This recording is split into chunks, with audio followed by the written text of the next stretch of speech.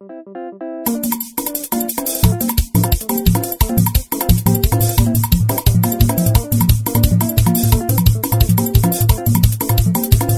parlez de l'essence de Moumoud Aoufou, version 2016, dans volume 3. Je t'entends Odej, tonton Templa, pousse-moi la saille. Awon member capitaine,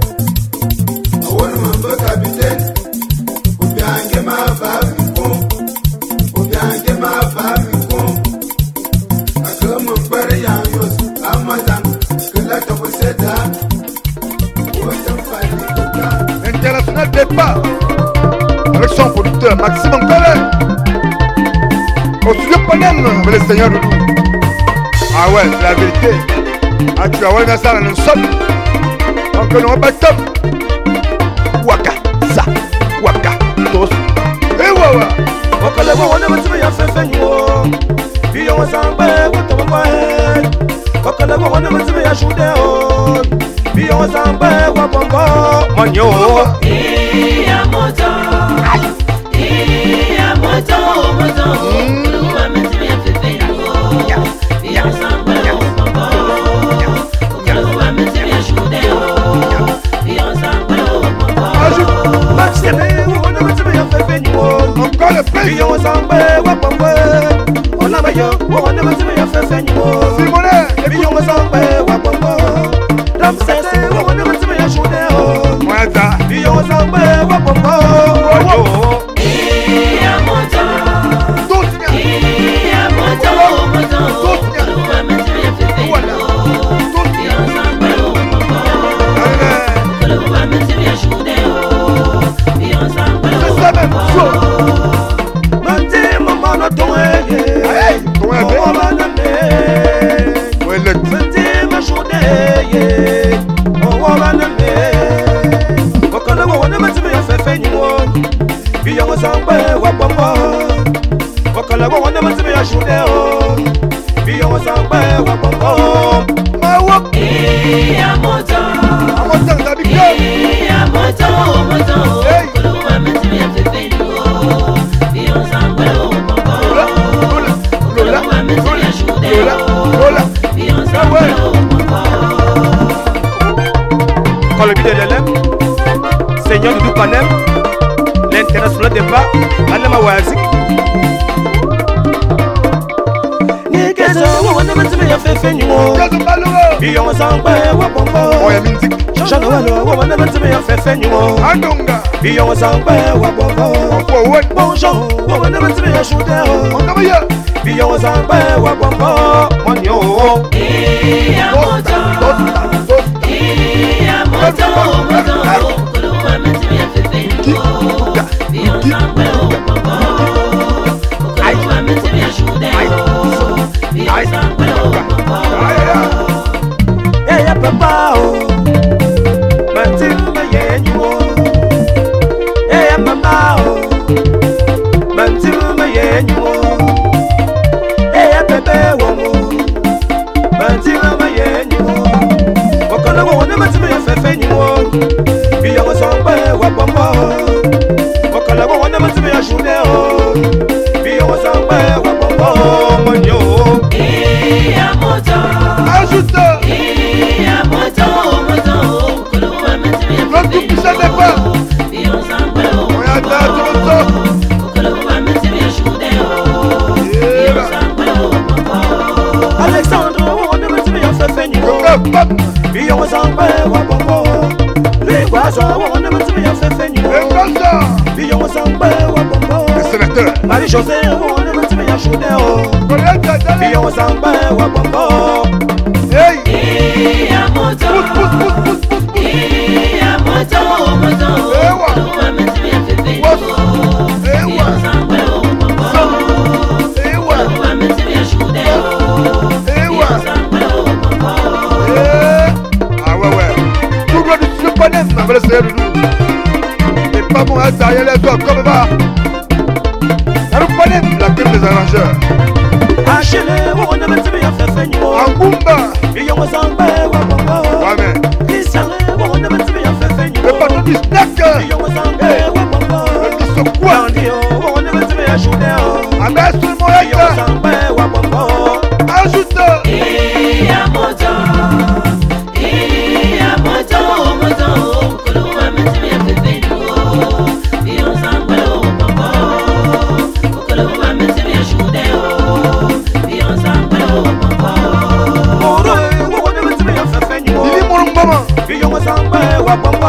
Femme Amela, on ne me dit pas fait au forêt on s'en va dans la miga Mamou, on ne me dit pas chaudé on s'en va monyo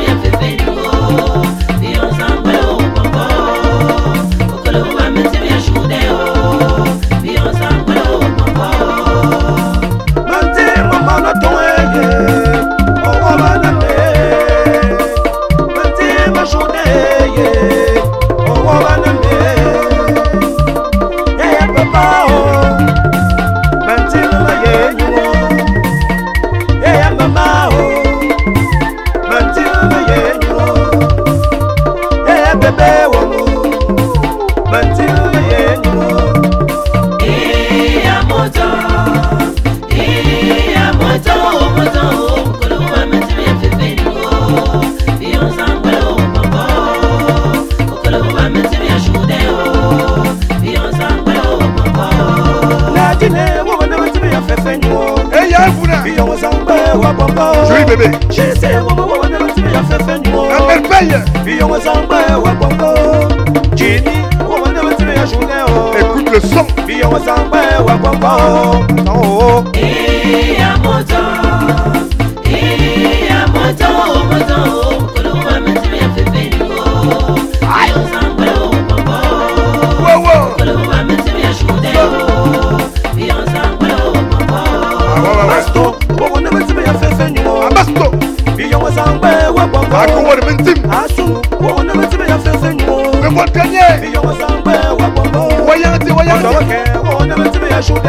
Allez-y, Robert.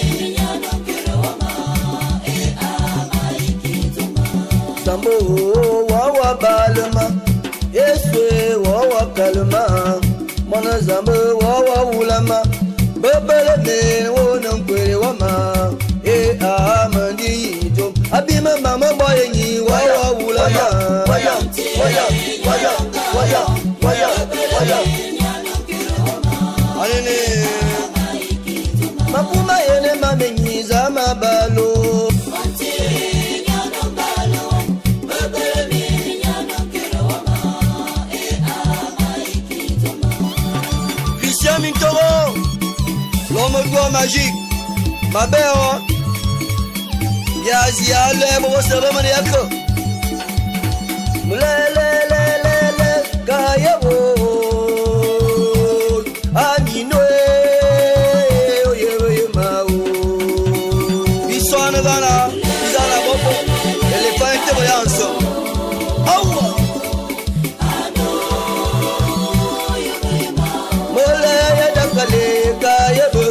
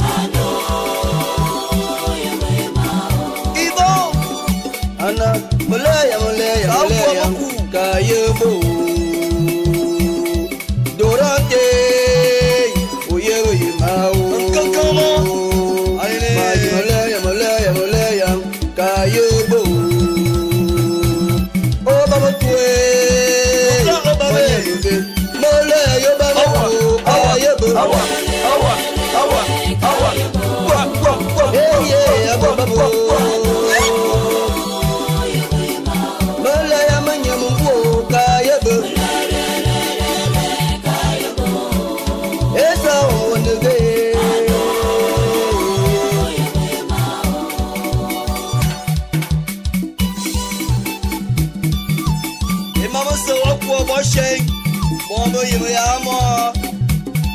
Amo wey. Tua.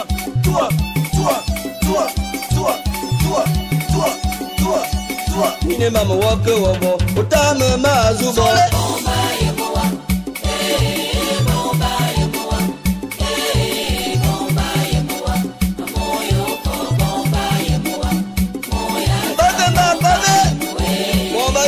Inde da wake wabo. Utame da zubo.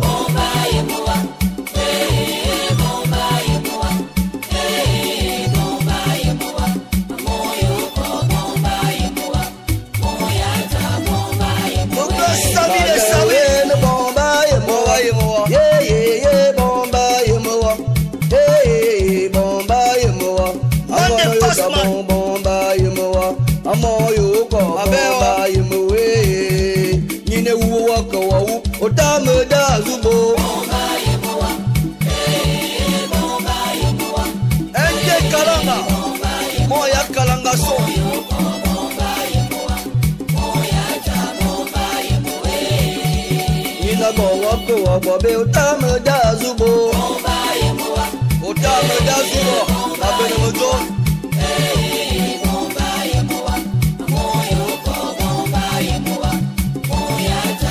Yemola pali. Utame da zubo.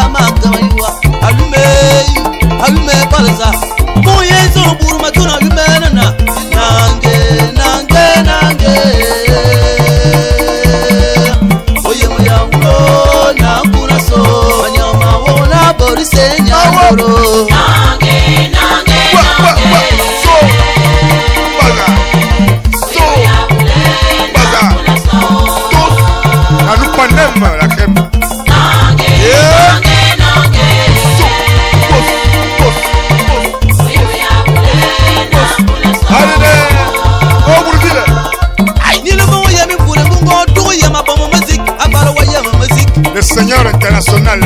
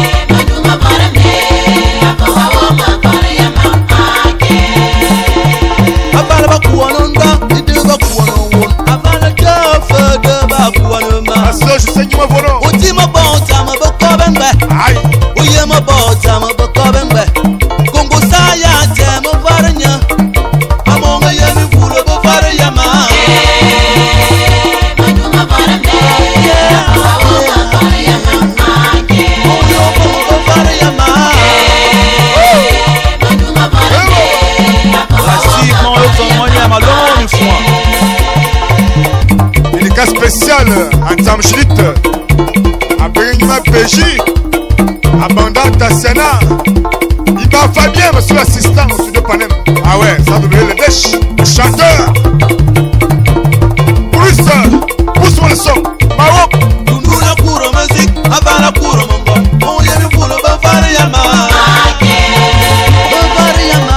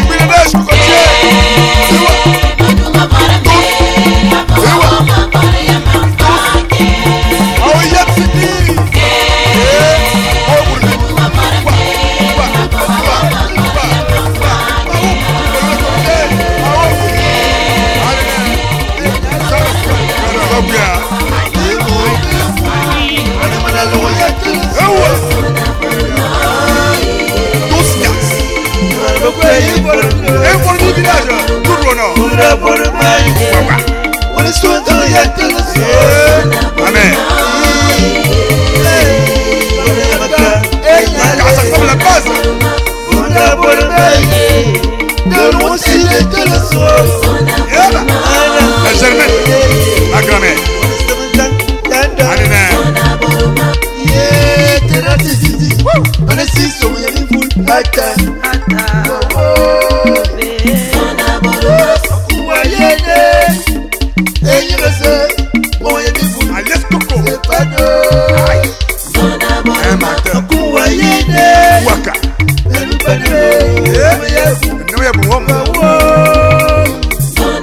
Soit. Woman telu. Sane bono. Bona manole. Allez toucher ça. Écoute.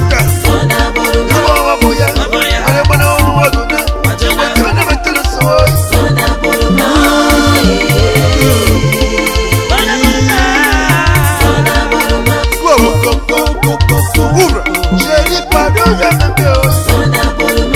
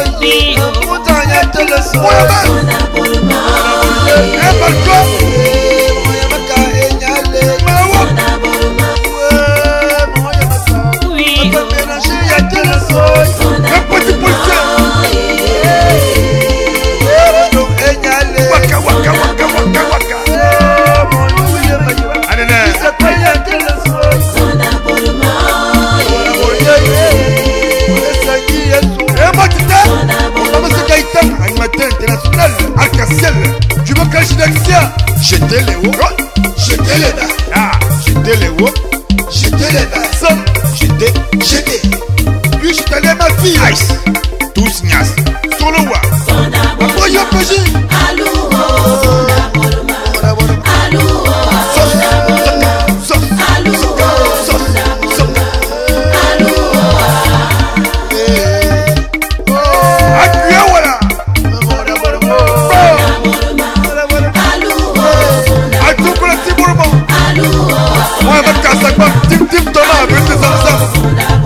le canard.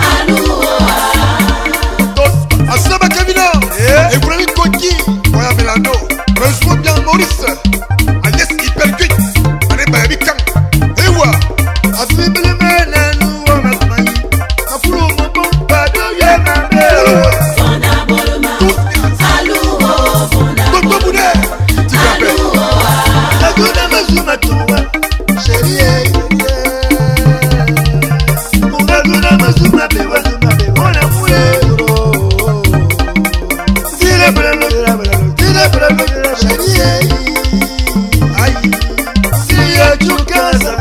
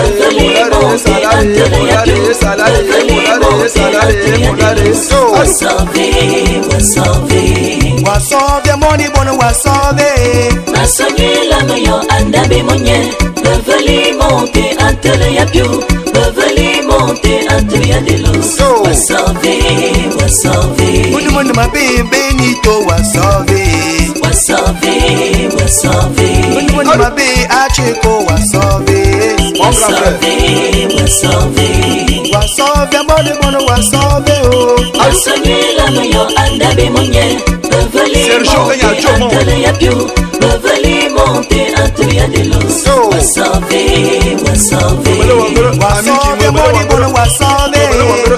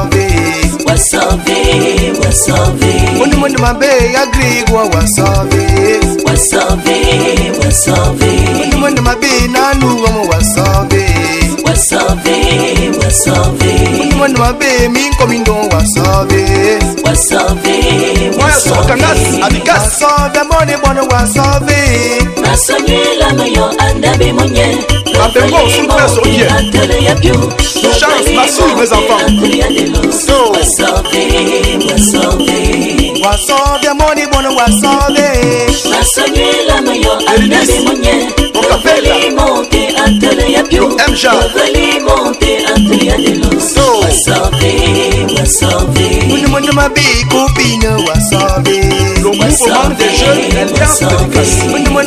Chanel, je pense à toi. Chanel, Joël depuis Riobé. Sengam Stanislas. Jacques Chirac, nous sommes parlé vice-président de la mutuelle. Mon frère, je pense à toi. Clémentin, mon fils.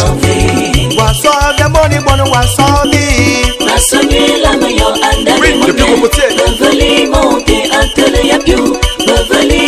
Ok, à Débo, mes grands frères, je pense à vous. Le président Edgar, mon grand frère. Mathieu, depuis Yabam, Adigas. Mais toujours mon grand frère, depuis Valentin. Amène ma chère Caleson, amène ma chère le combat, amène ma chère Caleson, amène ma chère témoigne, amène ma chère Caleson, amène ma chère ma bengo, amène ma chère Caleson, amène ma chère ma chérie Sarah. Amore bono, macarona ye ye, chichiana beo, chérie ye, kumbamingo dudu. Michel, le maître des maîtres, commandant le créateur des créateurs. Alliance de Micas, version originale.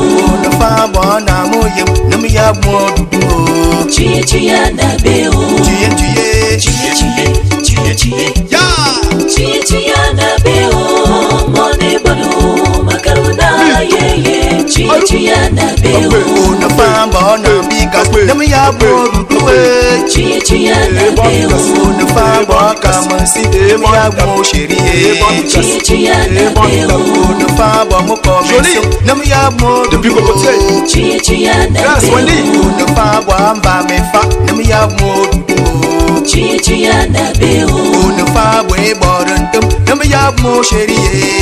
La neige depuis un bas. Sous Poulouse depuis Melette. On a les people avec Prosta de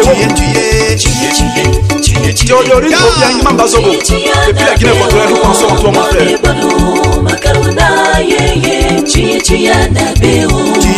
Tout mon frère. Abaisse de Tobaco. L'international Simamoula.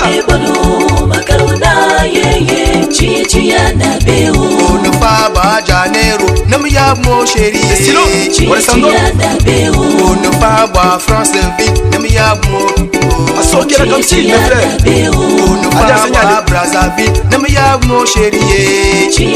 C'est depuis la comme si, mon grand frère.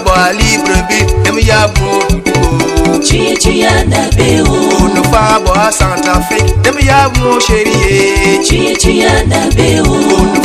États-Unis,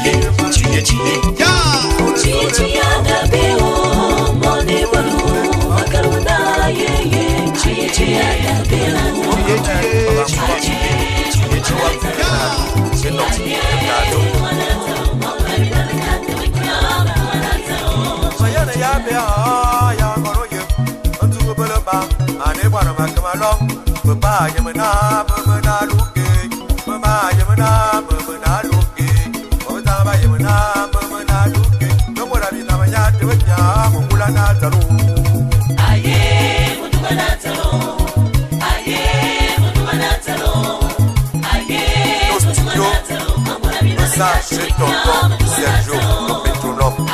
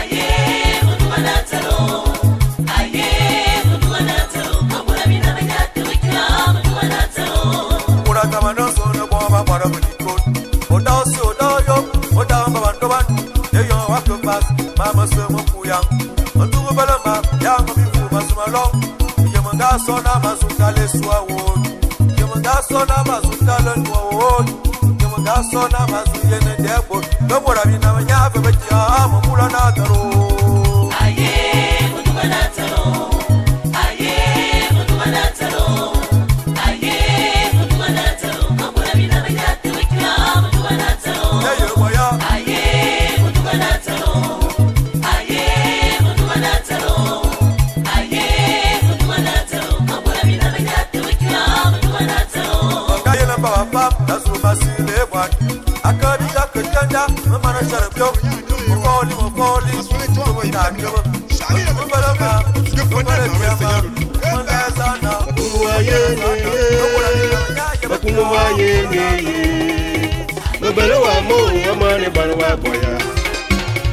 Bisactuel financier.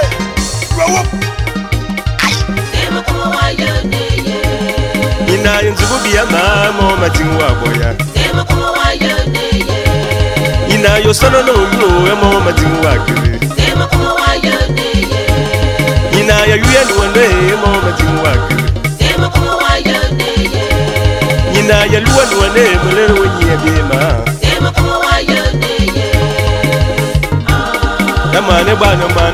Mane bana wa boya. Akuwa yen. Alele. Mane bana wa kede. Awo. Wadamullo. Atuti la derwe.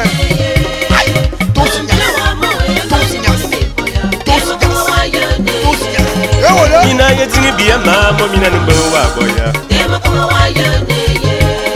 Ina mzawane mo mina nimbo wa kiri. Ina yokoro kamunyo mo mina nimbo wa boya. Ina msafa jo mo mina nimbo wa kiri. Ina yetingi mbalma ye mo matingi ma kiri. Ya mane bana wa boya. Agua. Denda da boya. Denda da boya. Denda da boya. Alele, ewa. Ya mane bana wa kiri. Ayo nimba. Ayo nimba. Agua. Ina masimano we mo mina nimba ma boya. Ina muzawane mo mina nimba wone. Ina ya luwanu wane mo mina nimba wa boya. Ina usano mbelma mo mina nimba wa boje. Ina makulu wa luwe mo mina nimba wa boya. Ya mane bana wa boya.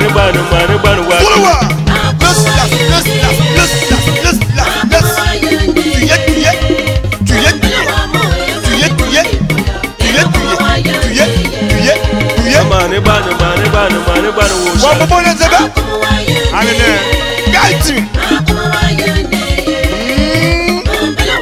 Suka. Ewa. Le tout puissant Yux, Mano Zivandom, Pizzaja Romain, Elche, CHI Dangonje, 2042, Mané Farien Pepak, n'est-ce pas des Chanel, Desch, nous prenons la grippe des arrangeurs. Ina musafa koyo mo mina numbo shalabe. Ina zawane mo mina numbo shalabe. Ya mane bana wo shalabe. Micro d'Eric et Yannet, c'est dit comment? Les batteurs professionnels du groupe professionnel. Habillé de projet. Ya mane bana wo shalabe.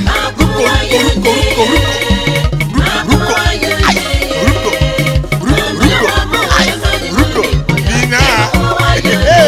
Moya mawo ina makulu waluwe ya bebe wa mwaboya. Ina yosano kamulo mo mina nimba wa boya. Ina yedinga na mo mina nimba wa boya. Ina ngamalu wa na emelere wenyi ya bema. Ina ya wu na mo mina nimba wa boya. Ya mane bana wa kebe. Bakuwa yene Bibila congolaise cocotier. Vanessa Amalabo, écoute. Venga chi por favor. Ya mane bana wo shalabe. Abongi ma péchi, Cheryl Adjibi, les deux sœurs. Écoutez. Tout la piste. Ina makuwa belo mo mane bana wa. Nina masima no munisa amani bana wa boya. Demo como wayone ye. Nina mayele wa mo amani bana wa boya. Demo como wayone ye.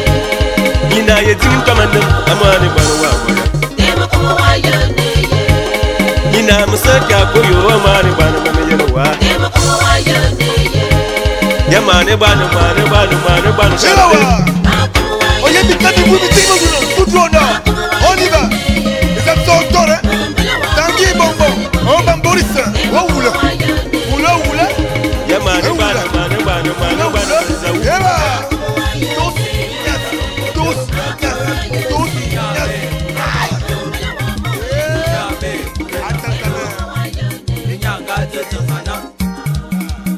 Stéphane Mbamoto.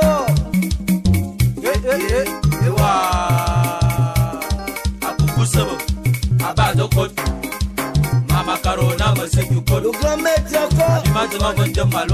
À pause au bol.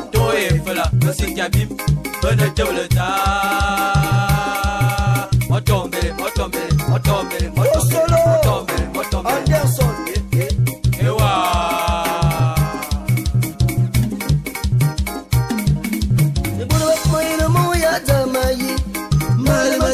Mama, l'éléphant de soya, le grand mulet, les bonnes bafes matin, moyo komanya, olumila me mama, moya te montova, mon soya anebi soya, solo, le grand banki, les éléphants de soya, ana mon soya anebi soya, le grand bajo, les éléphants de soya, ya.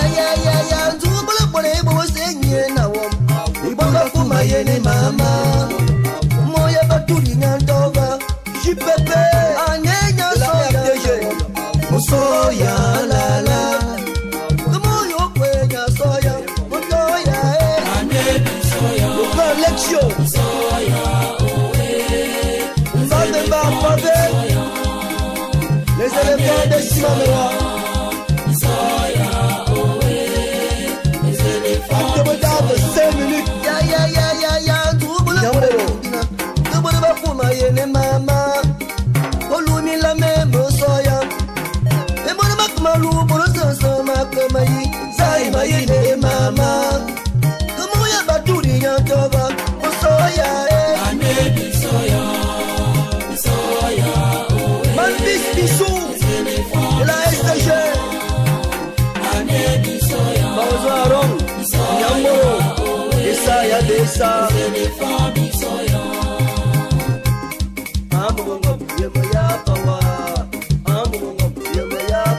grand Sami Nyambo Mungo yena ne ba pedale o moyo comme soya elu comme soya je ne vais pas aller don chaque pedale moyo comme soya oyi tienya doya ka pedale solo kamela éléphant mandis nya soya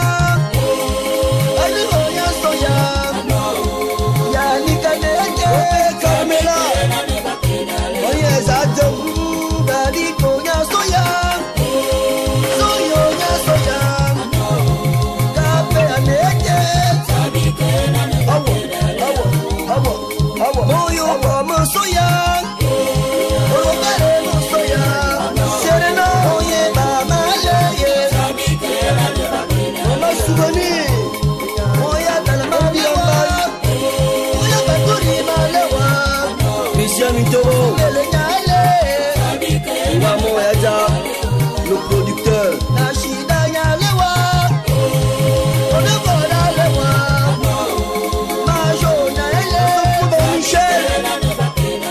mon éléphant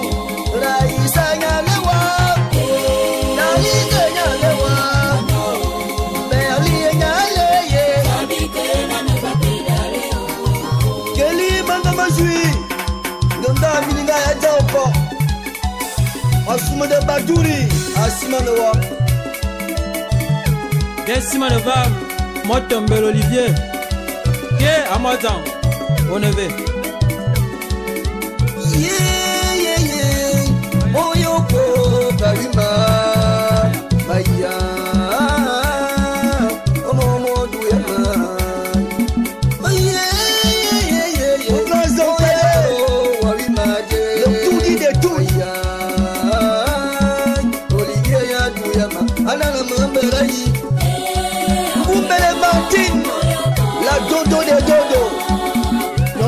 ya simana wa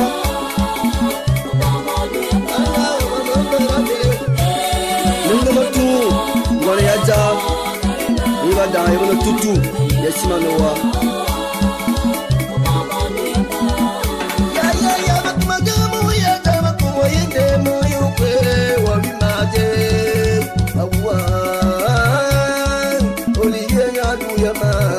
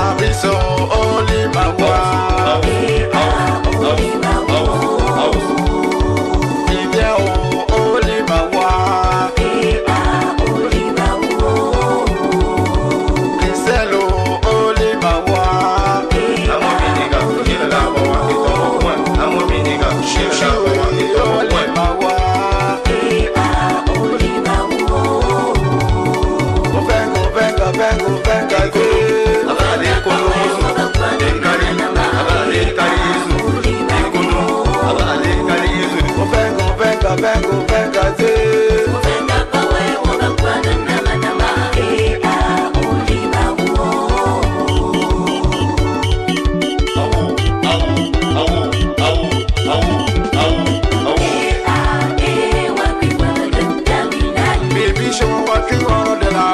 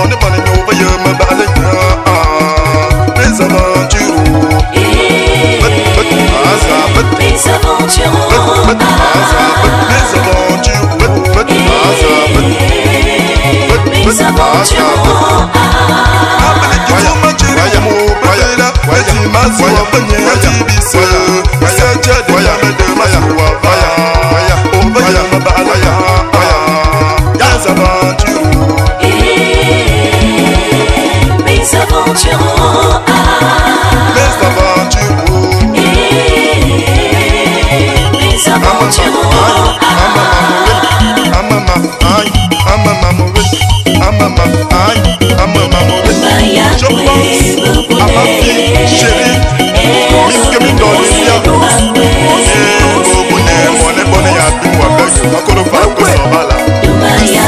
Nathalie, Ada Laetitia, Mick Georgina.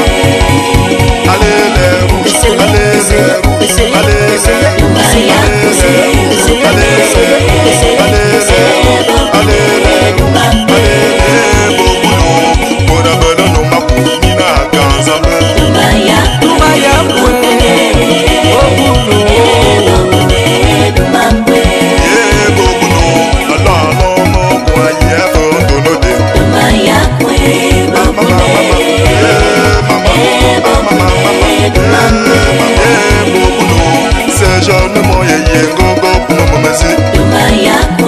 la cité de Messi.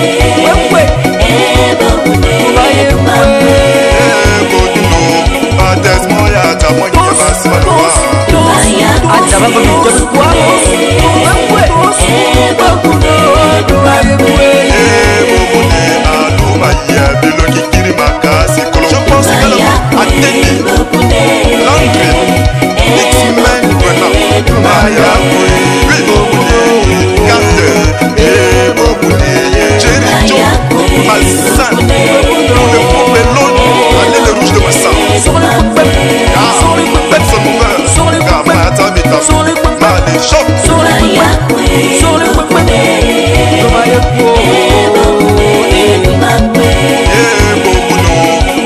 La Bible, bon, le Nina, you are a fidèle.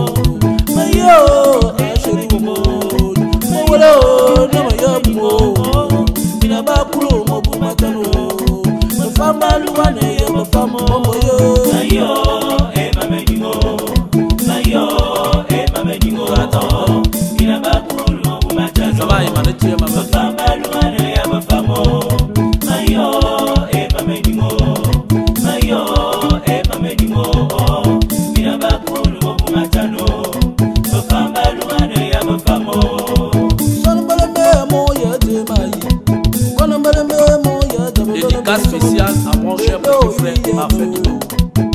Maye na maya mo. Mayo ajeru mo. Mayo na maya mo. Ina ba kulo mo bu matano. Be famba luana ya be famo. Mayo mama o. Parfait one ma we. Mayo na maya mo. Ina ba kulo mo bu matano. Be famba luana ya be famo. Mayo mama dingo. Mayo mama dingo. Ina ba kulo mo bu matano. Be famba luana ya be famo. Mayo mama dingo. Mayo mama dingo. Ina ba kulo mo bu matano. Be famba luana ya be famo. Etaranga tema yo mandume. Enanga tema yo mandume. Bobo dina ba bulmi sanga yo mandume.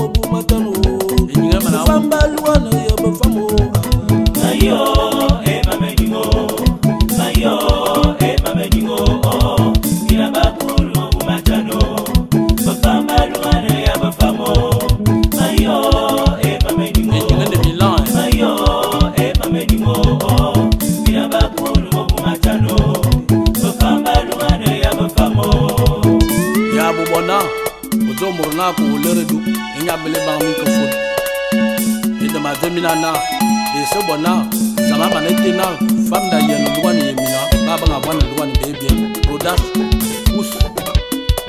Yeah, ça va le mabinga ina bondi.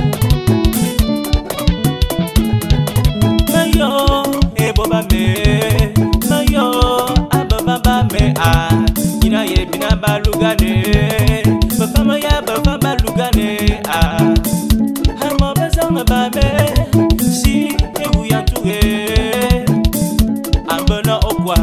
Bina ba cuisine, papa abe.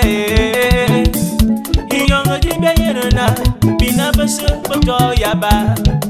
Papa mo, baba ki anyane, ba cuisine. Ede beyena, bina ye bina balugane. Papa ma ya ba famba lugane. Bina ba kulu mo kumata no tuga. Ida kove, hamba mazonge. Ayo, mama dingo. Maye, ayo.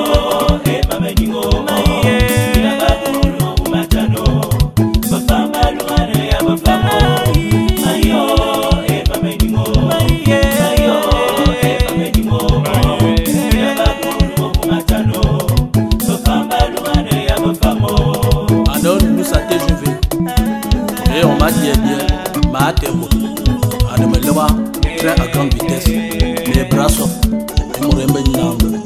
Brûlé comme ça, waouh, on est waouh, fou.